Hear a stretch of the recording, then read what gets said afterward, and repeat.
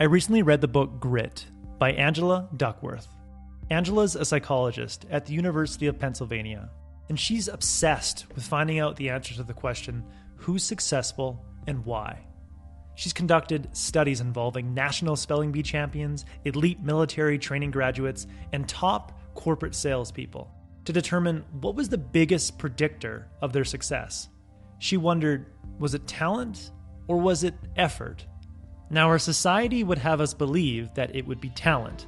We have the tendency to marvel at natural talent and overlook the importance of effort. Surveys show that we commend people who put in the effort, but we don't actually believe it can compete with natural talent. We often discount our own abilities when going up against people who have a higher IQ or appear more naturally gifted. But Angela has found the following to be true in study after study. Where talent counts once, effort counts twice. Angela explains this using a simple formula. Talent times effort equals skill, and skill times effort equals achievement. When you apply effort to any base level talent, you get skill. When you apply effort to skill, you get achievement. The science shows that grit, the sustained application of effort towards a long-term goal, is the biggest predictor of lifelong achievement. For some, it's an inconvenient truth. Certain people like to see natural talent and use it as an excuse as to why they would never achieve what those people can, and don't even bother trying in the first place. But for others, it can be liberating, knowing that they're not doomed to mediocrity due to a lack of talent. If they put in the effort, they can achieve great things. Sure, there are some limitations. All of us can't make the NBA. We're not all 6'9". But you could become one of the best players in your local basketball league. By remembering that talent counts once, effort counts twice, we can be hopeful that we can one day become more than we think we can, that we can achieve great things despite not winning the talent lottery. But being gritty is hard. Resisting endless temptations to quit or experiencing failure is extremely difficult to deal with. But Angela says we all have the ability to grow our grit if we direct our focus in 4 specific ways. First, develop a fascination with what you're trying to do. Second, strive to improve each day. Third, remind yourself of the greater purpose. And fourth, adopt a growth mindset. Charles Darwin admitted to not having great quickness of apprehension. To discover the mysteries of natural science without possessing supernatural intelligence, Darwin developed an obsessive fascination and was said to keep questions alive in the back of his mind, questions that related to what he was observing, that drove him to discover the connection between all living things. His deep interest in the natural sciences and constant questioning led him to the breakthrough that we now know as the theory of evolution.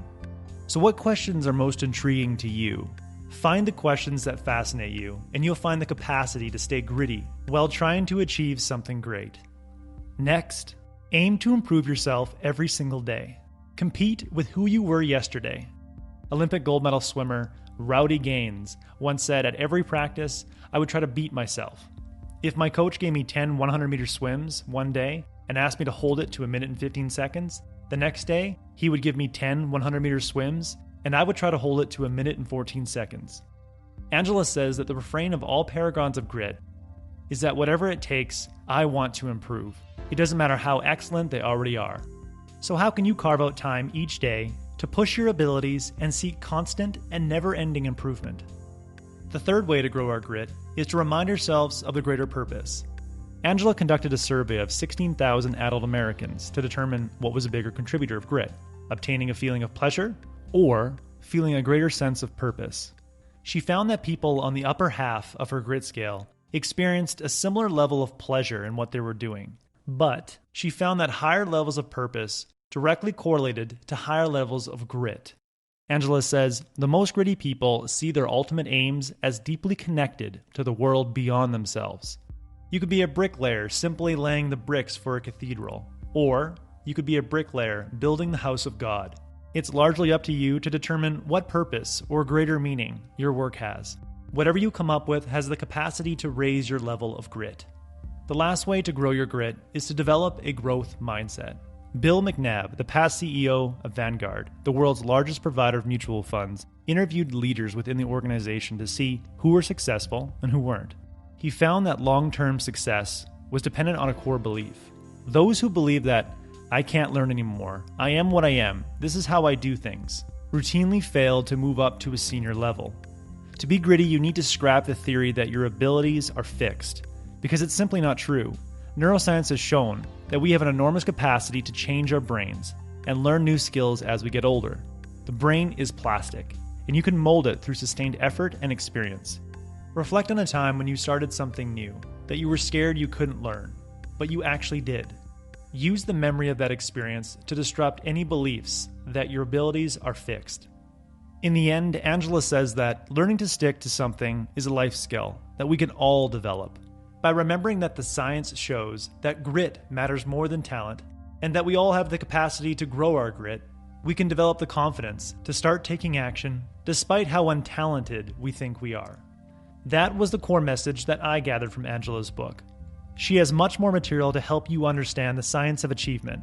I highly recommend it. If you would like a one-page PDF summary of the insights that I gathered from Angela's book, just click the link below and I'd be happy to email it to you. If you already subscribe to the free Productivity Game newsletter, this PDF is already in your inbox. Thank you for watching.